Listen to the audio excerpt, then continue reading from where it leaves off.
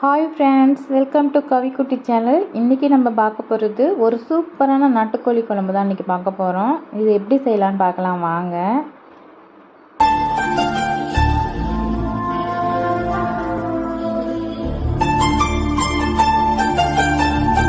இன்றைக்கி பார்த்தீங்கன்னா 1 கிலோ நாட்டுக்கோழி எடுத்துகிட்டு வந்து க்ளீன் பண்ணி வச்சுருக்கேன். இது அப்படியே நம்ம வெங்காய தக்காளியோடு ஆட் பண்ணும்போது ரொம்ப ஹார்டாகிடும். அதனால் இது ஒரு குக்கரில் ஃபஸ்ட்டு வேக வச்சுக்கலாம். இப்போ வந்து லைட்டாக நான் உப்பு ஆட் பண்ணிக்கிறேன். அரிசி தண்ணி வந்து பார்த்திங்கன்னா களைஞ்சி வச்சுருந்தேன், அதை கொஞ்சம் ஆட் பண்ணிக்கிறேன். அதுக்கப்புறம் மஞ்சத்தூள், மிளகாய்த்தூள், இஞ்சி பூண்டு பேஸ்ட்டு ஒரு 2 டேபிள் ஸ்பூன் யூஸ் பண்ணுறேன். அதுக்கப்புறம் கருவேப்பிலை ஆட் பண்ணுறேன். ஜீரகம், சோம்பு, அப்புறம் பட்டை, கிராம்பு, ஏலக்காய், பிரியாணி இலை, இது எல்லாத்தையும் நல்லா கலந்துட்டு விசில் வச்சு எடுத்து வச்சுக்கோங்க. அதுக்கப்புறம் பார்த்திங்கன்னா நான் மல்லி, அதுக்கப்புறம் ஜீரகம், மிளகு எல்லாமே நான் நல்லா வறுத்து பொடி பண்ணி வச்சுருக்கேன். குக்கரில் விசில் வச்சாச்சு. பாருங்கள், நல்லா பஞ்சு போல் வெந்து வந்திருக்கு. இந்த ஸ்டேஜில் இருந்தால் போதும், நம்ம குழம்புல ஆட் பண்ணிடலாம்.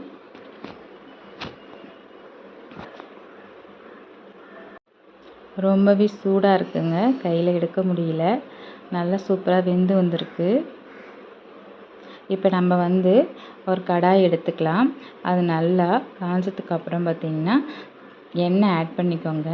அதுக்கப்புறம் சின்ன வெங்காயம் பார்த்திங்கன்னா ஒரு 20 வெங்காயத்துக்கு மேலே நான் எடுத்து வச்சுருக்கேன். அது பூண்டு, மிளகாய் எல்லாத்தையும் நல்லா வதக்கிக்கோங்க. எண்ணெயில் நல்லா வதங்கி வந்ததுக்கப்புறம் கருவேப்பிலை ஆட் பண்ணுறேன்.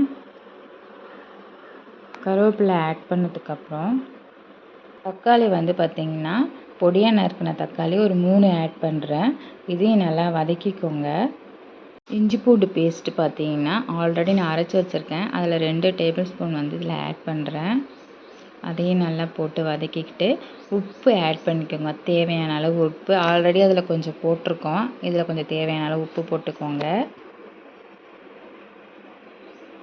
பாருங்கள், நல்லா வதங்கி வந்துடுச்சு. இந்த ஸ்டேஜில் நம்ம நாட்டுக்கோழி வேக வச்சுருந்தோம் இல்லையா, அதை இதில் ஆட் பண்ணிக்கலாம்.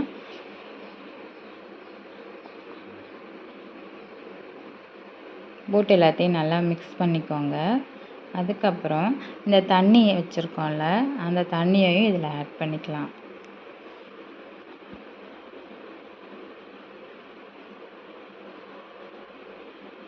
அதுக்கப்புறம் பார்த்திங்கன்னா நம்ம மசாலா நம்ம அரைச்சி வச்சுருந்தோம் இல்லையா, ஜீரகம், மிளகு, சோம்பு, மல்லி இதெல்லாமே அதில் வந்து பார்த்திங்கன்னா லைட்டாக மேலே தூவி விட்டுக்கோங்க. நல்ல ஸ்மெல்லு வரும்.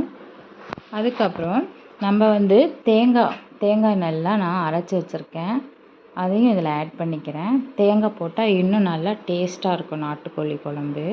அவ்வளோதாங்க, குழம்பு ரெடி ஆகிடுச்சு. லாஸ்ட்டாக இறக்கி வைக்கிற ஸ்டேஜில் நீங்கள் என்ன பண்ணிங்கன்னா கொத்தமல்லி இலை போட்டு மூடி வச்சுருங்க. அவ்வளோதான் ஃப்ரெண்ட்ஸ். இந்த வீடியோ உங்களுக்கு பிடிச்சிருந்தா லைக் பண்ணுங்கள், கமெண்ட் பண்ணுங்கள், சப்ஸ்கிரைப் பண்ணுங்கள், ஷேர் பண்ணுங்கள். இந்த வீடியோ பார்க்குற அனைத்து நண்பர்களுக்கும் என்னுடைய நன்றி.